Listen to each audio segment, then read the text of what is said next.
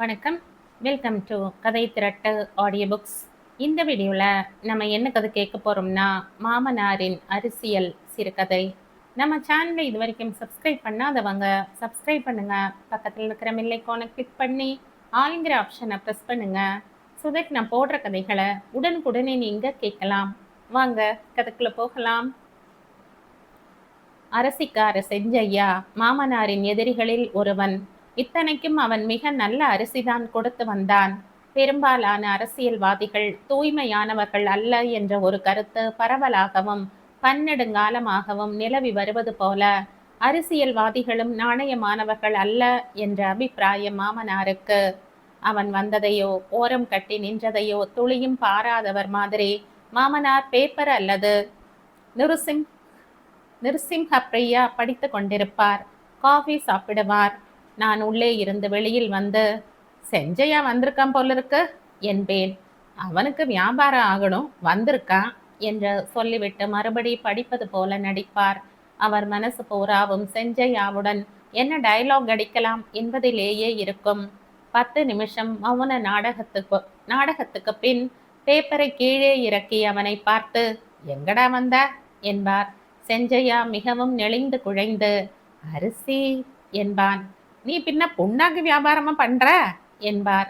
செஞ்சையா ரொம்ப கெட்டிக்காரன். என் மாமனார் மாதிரி எத்தனை ஆசாமிகளை அவன் பார்த்திருப்பான்.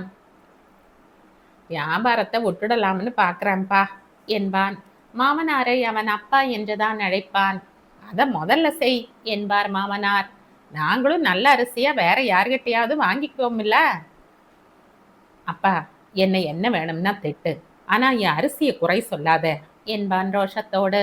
என்னடா வெங்காய அரிசி, முந்தா நாள் பார்க்குறேன் புழு ஓடுறது, ஏண்டா வந்தது புழு கழுத. செஞ்சையா அசந்த ஆள் இல்லை. நம்ம அரிசி ரொம்ப ருசி, அதனால வருது என்பான். எப்படியோ சமத்காரமாக பேசி 75 கிலோ கொண்ட முழு மூட்டையை இறக்கிவிட்டு போய் விடுவான். பணம், அதை பற்றி அவன் பேசவே மாட்டான். இலவசமாக போட்டுவிட்டு போகிற மாதிரி போய் விடுவான். தலையை சொரிந்தாலும் தப்பு, பயந்து கொண்டு கேட்காமலே போனாலும் தப்பு. என்ன தெனாவட்டா போறான் பாத்தியா? தொப்புளுக்கு மேல கஞ்சி, ஆந்திராவில் 3 சினிமா தியேட்டர், 50 ஏக்கர் நிலம், 10-12 டிராக்டர். இங்க இப்படி ஒரு அழுக்கு பனியனை போட்டுண்டு வந்து நம்ம ஏமாத்துறான். சில நாள் மாமனார் நல்ல மூடில் இருந்தால், காசை வாங்கிட்டு தொலைகிறது தானடா, நீ எப்பவோ வருவ, அப்ப நான் கதவை திறந்து வச்சுண்டு உட்கார்ந்து இருக்கணுமா துரைவாளுக்கு என்று என்னை கூப்பிட்டு, அவன் கணக்கை கொடுத்து அனுப்பு, அவங்கிட்ட ஏன் கடன், ஊரெல்லாம் சொல்லிண்டு தெரிவான் என்பார். லவ் ஹேட் ரிலேஷன்ஷிப் என்பார்களே, அது மாதிரி ஒரு உறவு மாமனாருக்கும் செஞ்சையாவுக்கும் நிலவி வந்தது. இந்த சமயத்தில் நான் மாமனாரின் நண்பரும் பிரவசனங்களுக்கு கூடவே துணை போகிறவருமான ஒட்டக கழுத்து தேமே மாமா பார்க்கறதுக்கு தேமே என்றிருந்தாலும் ஒரு தினம் சரியான வத்தி ஒன்றை வைத்து விட்டார். அவர் வீட்டுக்கும் செஞ்சையாதான் அரிசி சப்ளை. மாமனார் சிபாரிசு அல்லது கட்டளை. மாதம் அரை மூட்டை கொண்டு போய் போடுவான். பணம் தேமே மாமாதான் வந்து கொள்வார். தேமே மாமாதான் தந்து கொள்வார். தாம் பெற்ற அரிசி பெருக இவ்வையகம் என்பது மாமனார் கொள்கை. தேமே மாமா வீட்டுக்கு அரை மூட்டை என்பதால் மூட்டையை பிரித்துத்தான் செஞ்சையா கட்டியிருப்பான். தேமே மாமா போன மாதம் அரை மூட்டைக்கு சரியாக 37.5 கிலோ இருக்கிறதா என்று பரிசோதித்து பார்த்தாராம்.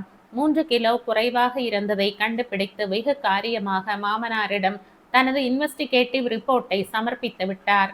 அடுத்த தடவை செஞ்சையா அரிசி சப்ளை செய்ய வந்தான். யானை வரும் பின்னே மணி ஓசை வரும் முன்னே என்பது பழமொழி. செஞ்சையா வருவான் பின்னே, அவன் அரிசி வரும் முன்னே என்பதே எங்கள் வீட்டுக்கான புதுமொழி. செஞ்சையா வருவதற்குள் அவனுடைய மோட்டாவான ஆள் ஒருத்தன் அனாயாசமாக 75 கிலோ அரிசி மூட்டையை தூக்கி வருவான்.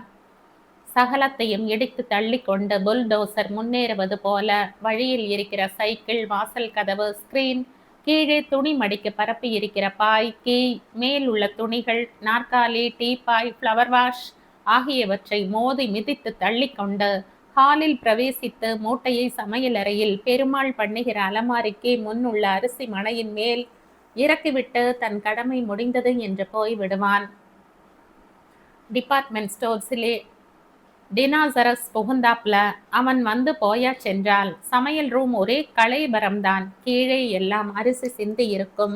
மாமனாருக்கு ஒரே ஒரு அரிசி கீழே தரையில் சிந்தி இருக்கப்படாது.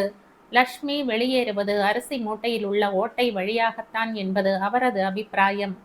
நில்லுடா அங்கேயே, இந்த தடவை அரிசி கொண்டு வந்த செஞ்சையா மாமனார் அதட்டிய அதட்டலில் வெலவெலத்து போய்விட்டான். அவனே இந்த தடவை மூட்டையை தூக்கி வந்தான். நன்றாக அழகாக தைத்து பச்சை மையில் ஜிலேபி ஜிலேபியாக கோணி பையின் மேல் ஆந்திராவில் உள்ள எந்த அரிசி கம்பெனி பெயரோ எந்த ஊரின் பெயரோ எழுதப்பட்டிருந்தது. பச்சை நிற ஆட்டுக்கடா ஒன்று வட்டத்துக்குள் நின்றது. 75 கிலோகிராம் என்பதை தவிர எந்த எழுத்தும் எனக்கு புரியவில்லை. ஆனால் மூட்டை பக்காவாக தைத்திருந்தது. மாமனாரின் நில்லுடா அங்கேயே அதட்டலை செஞ்சையா கொஞ்சமும் எதிர்பார்க்கவில்லை. முதுகில் மூட்டை கனத்துடன், என்னாச்சு அப்பா? ஆள் இல்லைன்னு நானே தூக்கிட்டு வந்தேன். ஃபர்ஸ்ட் கிளாஸ் பொன்னி கிடைக்காது, பழைய அரிசி. இனிமே எல்லாருக்கும் புது அரிசி தான். நம்மளுக்கு மட்டும் ஒரே ஒரு மூட்டை பழசு வச்சிருந்து ரகசியமா நான் எடுத்துக்கிட்டு வர்றேன்ப்பா. வெங்கடாச்சலபதி மேல சத்தியம். அவன் குரலில் ஏற்ற இரக்கத்துடன் டயலாக் விட்ட தோரணையில் கல் இரும்பு ரசத்துக்காக அடுப்பில் வைத்த ஈய செம்பு எல்லாம் உருகி ஓடிவிடும் போல் இருந்தது. மாமனார் ஏன் கோபித்துக் கொள்கிறார் என்று எனக்கும் புரியவில்லை. அச்சியுத்தும் ஆபீஸ் போய்விட்டதால் எக்ஸ்பர்ட் ஒப்பீனியன் கேட்கவும் எனக்கு வழி இல்லை. வாசப்படி ஏறாதேன்னா ஏறாத, போடான்னா போயிடு, மாமனார் கத்தினார். நாம ஒன்னும் தப்பு பண்ணலப்பா. செஞ்சையா நவரச நடிகனாதலால் சுலபமாக சோகம் அவன் முகத்தில் படர்ந்தது. ஏண்டா என்ன முட்டா கமநாட்டின்னு நினைச்சிட்டியா? உன் தில்லு முள்ளு பித்தலாட்டம் எல்லாம் எங்கிட்ட நடக்காது. மாமனாரின் வதனம் பெயருக்கு ஏற்றாற் போல நிருசங்கமாக இருந்தது. செஞ்சையா பயந்தவாறு நின்றான். முதுகில் இருந்த மூட்டை பளு தாளாதவனாக வாசல் படிக்கு வெளியே அதை இறக்கிவிட்டு கையை கட்டி கொண்டான். முதுகுல வேணும்னா அடிச்சிடு அப்பா, அரிசி வானாம்னு மட்டும் சொல்லிடாத. மகாலட்சுமி வள்ளிக்கிழமை வீடு தேடி காத்தால கொண்டு வந்திருக்க. வந்த லட்சுமிய வேணாம்காத. செஞ்சையா உனக்கு நாய் மாதிரி விசுவாசமானவன். கோபம் ஆனாம். பெரிய மனுஷாளுக்கு கோபம் எதுக்கு? உன் கோபம் என்னால தாங்க முடியுமா? மாமனார் அவனை ஒரு துர்வாச பார்வை பார்த்தார். பேசுறது என்னவோ யோகியமா பேசுற, வாய் கிழியுதே. ஏண்டா அந்த சடகோபு ஐயா வீட்டுல 3 கிலோ குறைஞ்சது? செருப்பாலை அடிச்சா என்ன உன்ன? யாருப்பா சொன்னது? உங்க பாட்டன் சொன்னான்.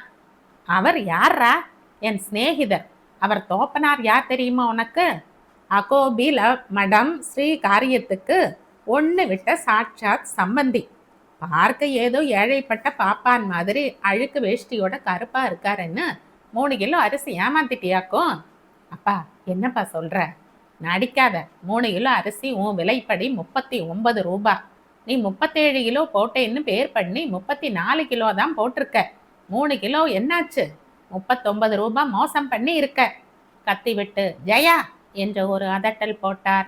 வந்தே மாமா, இந்த பயல்கிட்ட இனிமே அரிசி வாங்காத. என்ன மோசம் பண்ணட்டும் தாங்கிப்பேன். பெருமாள் அந்த பலத்தை கொடுத்திருக்கார். சடகோப்புவை 39 ரூபா மோசம் பண்ணிட்டு தைரியமா இங்க வியாபாரம் பண்ண மூட்டையை தூக்கிண்டு வரானே. அப்பா வந்து அரிசிக்காரன் தடுமாறினான். வந்து இல்ல போ இல்ல. செஞ்சையா விளக்க முயற்சி செய்தான். அவங்க அரை மூட்டை எடுத்ததுல மிஸ்டேக் ஏற்பட்டு இருக்கும் அப்பா. கோபம் வேணாம். நான் 3 கிலோ தோ இப்ப கொண்டு போய் கொடுத்துடுறேன். நம்ம துரை இருக்கானே, அவன் மோசடி பண்றான் இப்படின்ட்டு தான் கம்ப்ளைண்ட் வந்து அவனை நிறுத்திட்டு நான் தூக்கிட்டு வந்தேன். கஸ்டமருங்க நமக்கு முக்கியம். சோத்துக்கு இந்த செஞ்சையா உப்பு போட்டு சாப்பிட்றவன். மறுபடியும் இப்படி மிஸ்டேக் வந்தா அரிசி வியாபாரத்தையே நான் விட்டுடுறேன். அந்த 7 மலையா மேல சத்தியம்.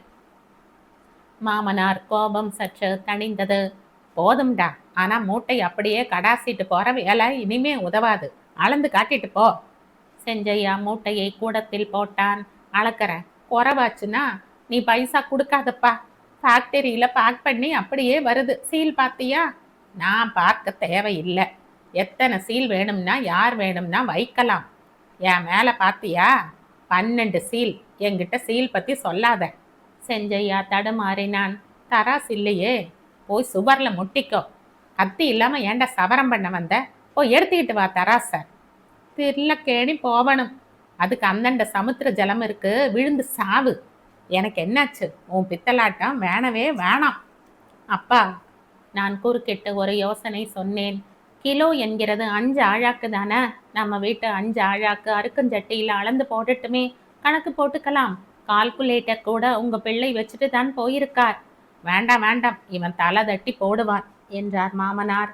செஞ்சையா சொன்னான், அம்மா நீங்க ஏன் கூட வாங்க, பக்கத்துல ஒரு விறகு தொட்டி இருக்குது, 100 கிலோ வரைக்கும் கூட நிறுத்தலாம். உங்க எதிரிலேயே நிறுத்து காட்டுற.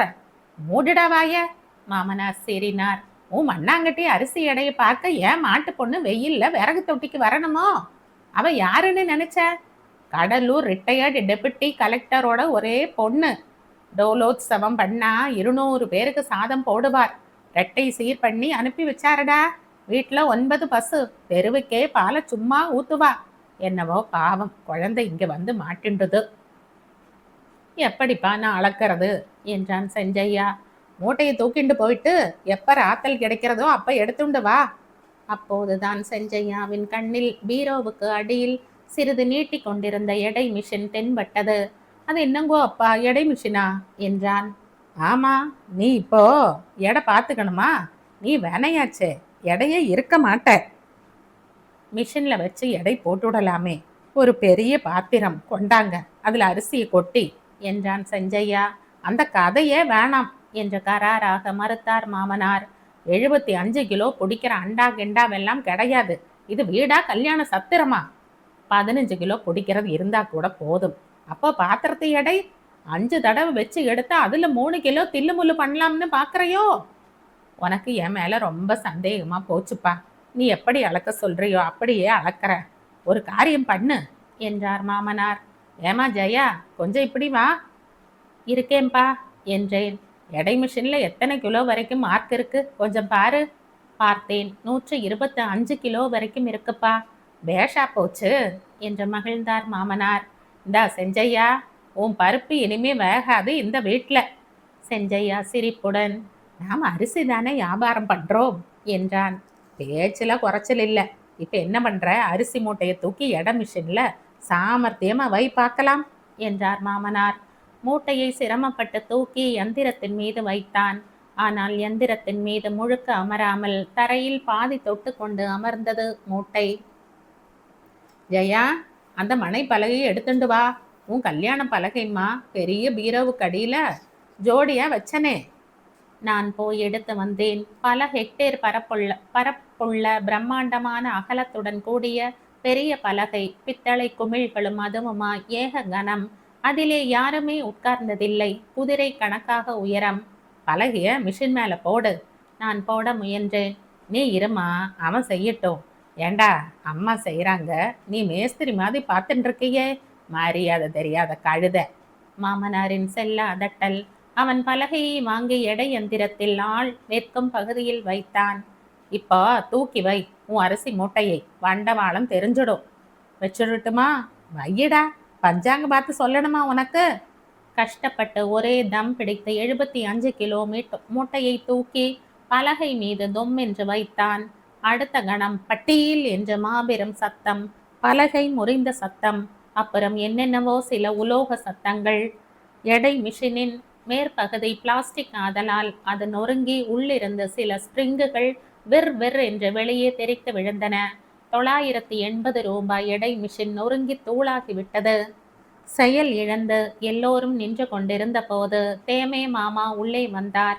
அதிகம் பேசாதவர், ஏதோ முக்கிய சங்கதியை கொண்டு வந்தவர் போல. வந்ததும் மாமனாரிடம், அரிசிக்காரனா? பேஷ் பேஷ், நினைச்சுண்டே வந்த. அரிசி சுத்தமா ஆயிட்டது. போன தடவை 3 கிலோ குறைஞ்சதுன்னேனே, அது கூட தப்பா சொல்லிட்டேன்.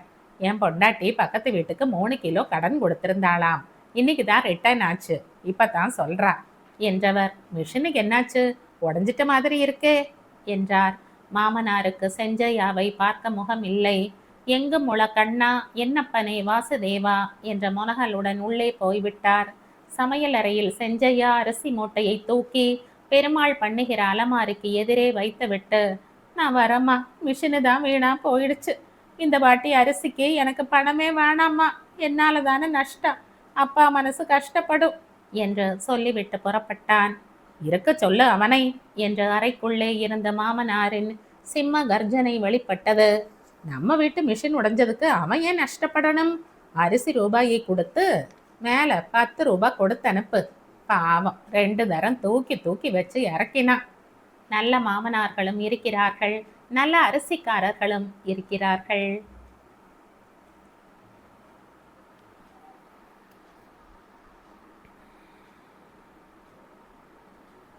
இதோட இந்த கதை முடியுது. இந்த கதை உங்களுக்கு பிடிச்சிருந்தா லைக் பண்ணுங்க, ஷேர் பண்ணுங்க, சப்ஸ்கிரைப் பண்ணுங்க. மற்றும் ஒரு இன்ட்ரெஸ்டிங்கான கதையோட அடுத்த வீடியோல சந்திப்போம். பாய். தேங்க்யூ.